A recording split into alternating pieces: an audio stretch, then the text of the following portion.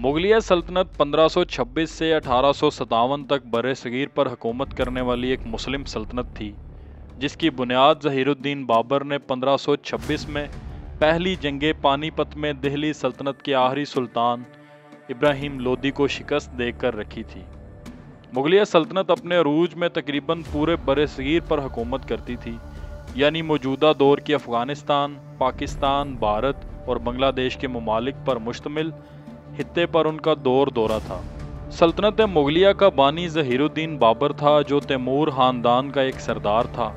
ہندوستان سے پہلے وہ کابل کا حکمران تھا۔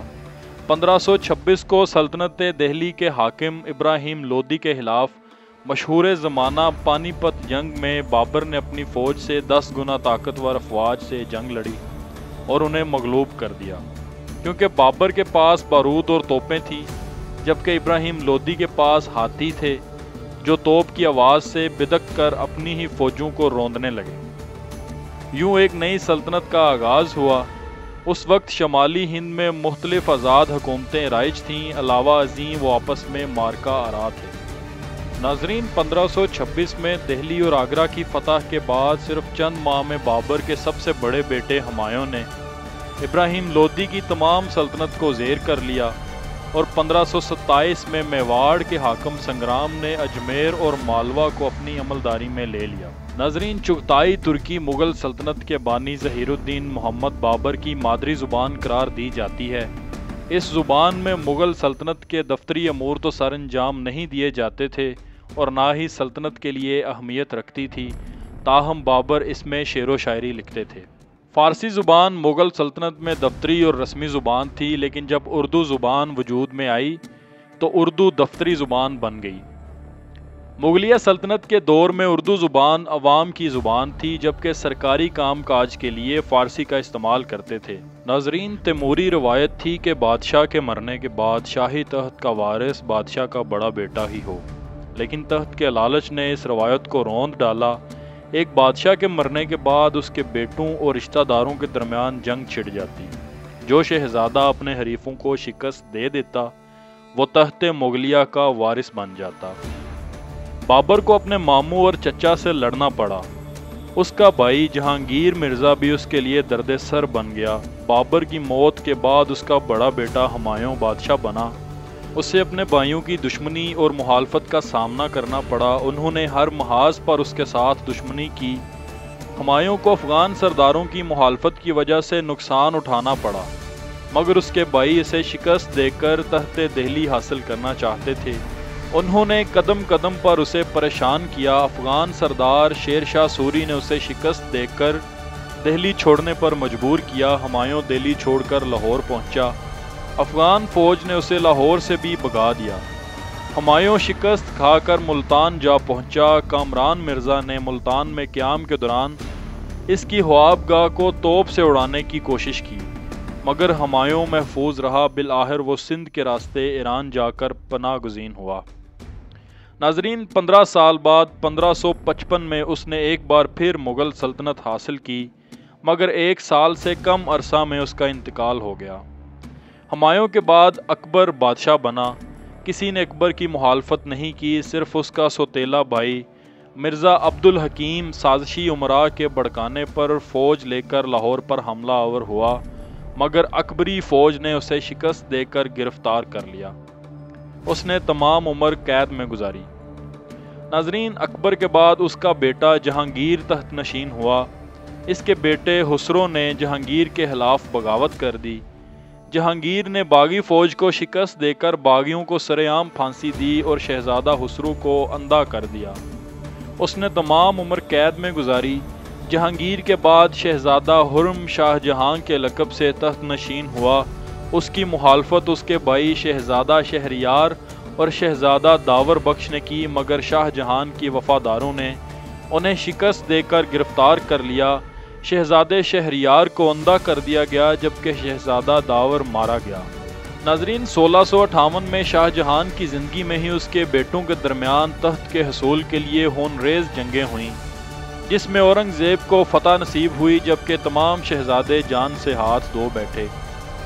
اورنگزیب نے اپنے باپ شاہ جہان کو لال قلعے میں نظر بند کر دیا۔ اور اپنی بادشاہت کا اعلان کر دیا۔ 1707 میں اورنگزیب کے انتقال کے بعد ایک بار پھر جانشینی کی جنگ چھڑ گئی، جس میں شہزادہ اعظم معظم اور کام بخش نے حصہ لیا۔ شہزادہ معظم کامیاب رہا جبکہ دوسرے شہزادے جنگوں میں مارے گئے۔ اورنگزیب کی وفات کے 10 سال بعد کے عرصہ میں 7 خون ریز جنگیں ہوئیں، جس میں مغل حکومت کا بہت بڑا نقصان ہوا۔ لاتعداد جنرل، سپاہی اور جنگی فنون کے ماہرین مارے گئے، جس کی وجہ سے مغلیہ سلطنت کمزور ہو گئی۔ ناظرین، مغل حکومت کی کمزوری سے فائدہ اٹھا کر بہت سے صوبے دار باغی ہو گئے۔ انہوں نے مرکز کی اطاعت سے انکار کر دیا۔ بنگال کے صوبے دار علی وردی خان نے بنگال کے حکمران ہونے کا اعلان کر دیا۔ مرکزی حکومت میں اتنی ہمت نہ تھی کہ اس کو سزا دی جاتی۔ حیدرآباد دکن کا صوبہ نظام الملک کے زیر حکومت تھا۔ اس نے بغاوت کر کے خود کو وہاں کا حاکم قرار دے دیا۔ مرکز نے اس کے خلاف بھی کوئی کارروائی نہ کی۔ پنجاب میں سکھ اور درانی حکومت کر رہے تھے۔ روہیل کھنڈ کی ریاست روہیلا سرداروں کے ماتحت تھی۔ بعض علاقوں میں مرہٹے چھائے ہوئے تھے۔ سلطنت مغلیہ سمٹ کر دلی کے گرد و نواح تک رہ گئی۔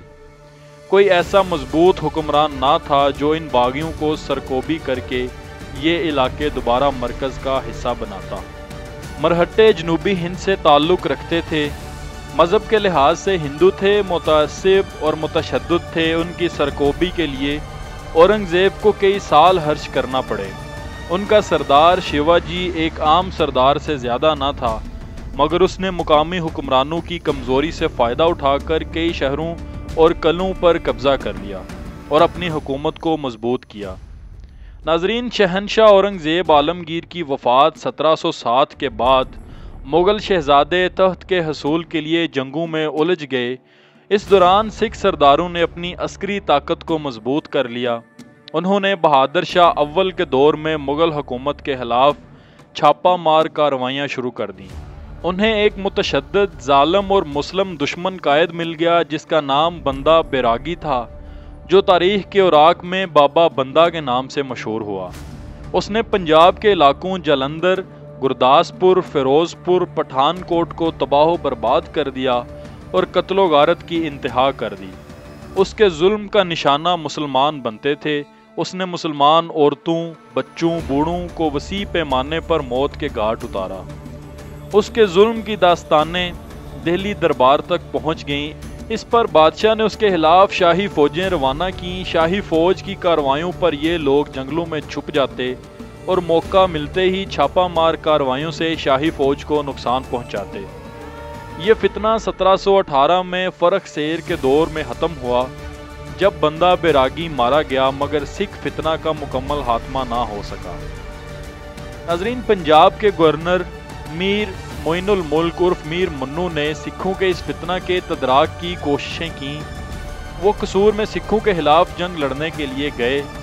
سکھ اس کی آمد کی خبر سن کر بوکھلا گئے۔ جنگ کے بعد وہ اپنی گھوڑی پر سواری کا لطف اٹھا رہا تھا کہ گھوڑی بے قابو ہو گئی۔ میر معین نے اسے قابو کرنے کی کوشش کی مگر ناکامی ہوئی۔ اس حادثہ میں میر معین مارا گیا۔ بعض لوگوں نے اسے سازش قرار دیا مگر حقائق سامنے نہ آ سکے۔ اس کی موت کے بعد اس کی بیوی مغلانی بیگم نے اپنے 3 سالہ نابالغ بیٹے کی سرپرستی کی اور پنجاب کی حکمران بن گئی۔ یہ دور سازشوں کا دور تھا۔ ہر شخص حاکم پنجاب بننے کے خواب دیکھ رہا تھا۔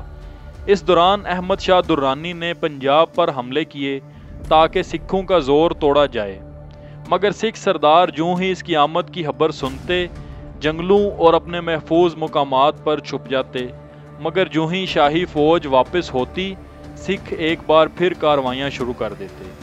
احمد شاہ درانی نے اپنے بیٹے تیمور شاہ کو حاکم پنجاب مقرر کیا اور مغلانی بیگم کو جاگیر دے کر حکومتی امور سے دستبردار کر دیا۔ اس دوران مرہٹے اور سکھ متحد ہو گئے۔ انہوں نے مل کر ایسا بھرپور حملہ کیا کہ افغان سپاہ کے پاؤں اکھڑ گئے۔ انہوں نے بھاگ کر اپنی جانیں بچائیں اور دریائے سندھ پار کر کے دم لیا۔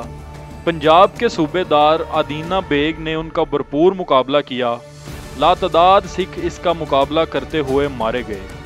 چنانچہ سکھوں نے رات کے اندھیرے میں اس کی رہائش گاہ پر شب ہون مارا، جس سے آدینہ بیگ جاں بحق ہو گیا۔ اب سکھوں کا راستہ روکنے والا کوئی نہ تھا اور مغل شہنشاہ بالکل بے بس تھے۔ لاہور شہر کی عوام 3 سکھ سرداروں لہنا سنگھ، چڑت سنگھ اور گوجر سنگھ کے درمیان ظلم و ستم کا نشانہ بنتے رہے اور ان کا کوئی پرسان حال نہ تھا۔